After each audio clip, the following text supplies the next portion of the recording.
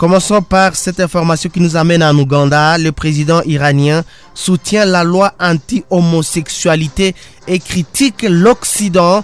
C'est le président iranien Ibrahim Raïssi qui a entamé mercredi 12 juillet un voyage de 3 jours en Afrique.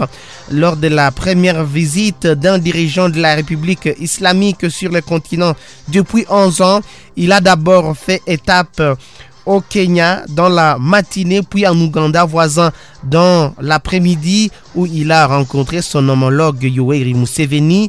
L'occasion d'apporter son soutien sur plusieurs dossiers, à commencer par la loi anti-homosexualité 2023 promulguée le 29 mai par Kampala.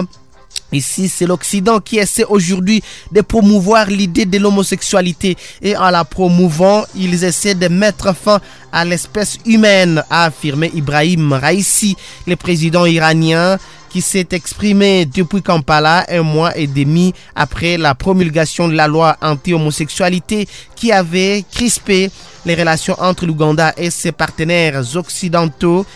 Le contenu du texte est considéré comme l'un des plus répressifs au monde. Il prévoit des sanctions pouvant aller jusqu'à la peine de mort et interdit la promotion de l'homosexualité.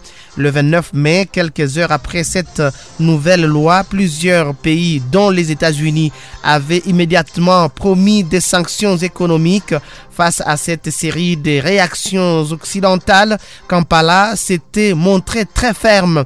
L'Occident ne viendra pas gouverner notre pays, avait déclaré la présidente du Parlement ougandais. Le mercredi, le président iranien a donc apporté son soutien à son hôte, le président Museveni, affirmant que les pays occidentaux agissent contre l'héritage des cultures et des nations. Voilà, et ce sont ces propos qui interviennent dans le contexte de la tournée entamée par Ibrahim Raïssi en Afrique. Une tournée présentée comme un nouveau départ avec le pays du continent. C'est là non seulement sur le plan économique, mais aussi en vue d'une vision politique commune.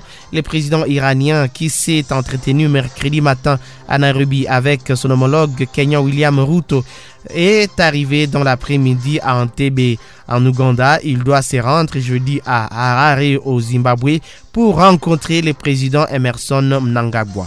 Voilà, si on peut revenir sur les propos qu'a tenu bien sûr le président iranien, il a dit ceci: l'Occident essaie aujourd'hui de promouvoir l'idée de l'homosexualité et en la promouvant, il essaie de mettre fin à l'espèce humaine.